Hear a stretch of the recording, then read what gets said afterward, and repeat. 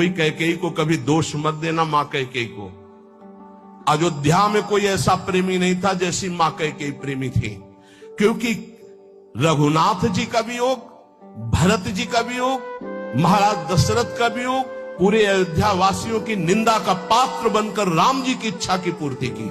ये माता कैकेयी है, दूसरे में इतनी सामर्थ्य नहीं थी। माता कैकेयी जितना राम जी को प्यार करती थी, शायद है उतना कोई अवध में प्यार करता हो। भगवान श्री राम एकांत में माता कैकेयी से कहा, मां मैंने पूरी अवध में देखा है कि आपसे ज्यादा मुझे कोई प्यार नहीं करता, और ये सामर्थ्य केवल अधिक प्यार करने वाले में ही होती है। तो आप मेरे लिए निंदा सहेंगी, मेरे लिए आप अपमान सहेंगी, मेरे लिए पुत्र वियोग, मेरे लिए पति वियोग, ये केवल आप ही सह सकती हैं। इतना त्याग आप कर सकती हैं, मुझे पता है, क्योंकि आप हृदय से बहुत बहादुर हैं।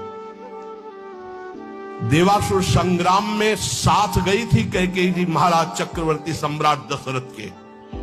भगवान राम जी इसीलिए कह रहे हैं कि आपका हृदय वीर रस से भरा हुआ है, आप सह सकती हो मां, बस एक मेरी इच्छा है। तो उन्होंने कहा, हे राम तुम्हारे लिए अभी प्राण त्याग सकती हूं, तुम्हारे लिए सब कुछ त्याग सकती हूं। तो उनका आपको बस जिसलिए मेरा अवतार हुआ, मैं संतों के सुख के लिए अवतरित हुआ हूं, मैं अवध का राजा अभी नहीं बनूंगा, अभी आपको मुझे वनवास भेजना ही होगा। मां कैकेयी ने एकांतिक भगवान की आज्ञा का पालन किया, ये ध्यान रखना।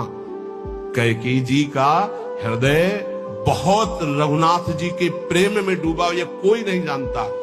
सर्वश्रेष्ठ प्रेम मां कैकेयी का, जिन्होंने अपना अपमान सहा, निंदा सहा, लेकिन राम जी की इच्छा की पूर्ति की। ये अंदर की बात कह रहा हूं। भरत जी ने कभी मां नहीं कहा।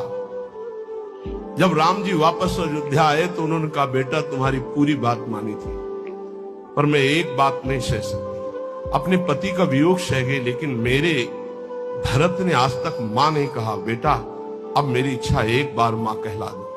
तो राम जी जा रहे थे, भरत जी को सूचना मिली कि राम जी ये कहलाने के लिए आ रहे हैं। उनकी जो दशा हुई वो देखकर भगवान वापस हो गए कि ऐसा नहीं, एक बार भी मां। इतना कष्ट सहा माता कैकेयी ने, लेकिन राम जी की इच्छा का पालन किया। ध्यान रखना, कोई कैकेयी